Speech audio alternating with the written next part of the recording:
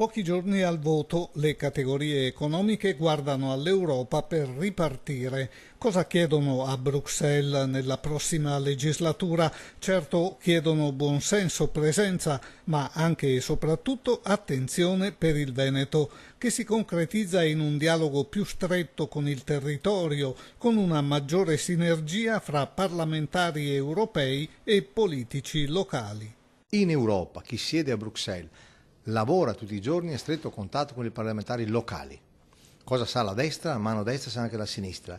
Dalle nostre parti questo non avviene. Il parlamentare europeo si trova seduto nei poltroncine dell'Europa e poi non dialoga più per 5 anni col territorio, o molto poco. Anche gli artigiani veneti si rendono conto che è in gioco una partita decisiva per la nostra economia e chiedono in particolare all'Europa normative uguali per tutti. Non è pensabile che l'Europa, anche in materia di legislazione, sia coerente anche con alcuni nostri principi, poi quando vengono questi principi adattati dal governo italiano siano peggiorativi per noi in maniera incredibile.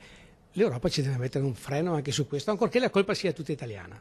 Intanto l'Europa ha corretto gli errori commessi in passato sui fondi europei, rendendoli accessibili anche alle aziende medio-piccole e alle pubbliche amministrazioni. La procedura è stata semplificata ed è un risultato importante, visto che ci sono in ballo circa 1.000 miliardi di euro per i prossimi 7 anni, quota stimata per il nostro Paese circa 80 milioni di euro.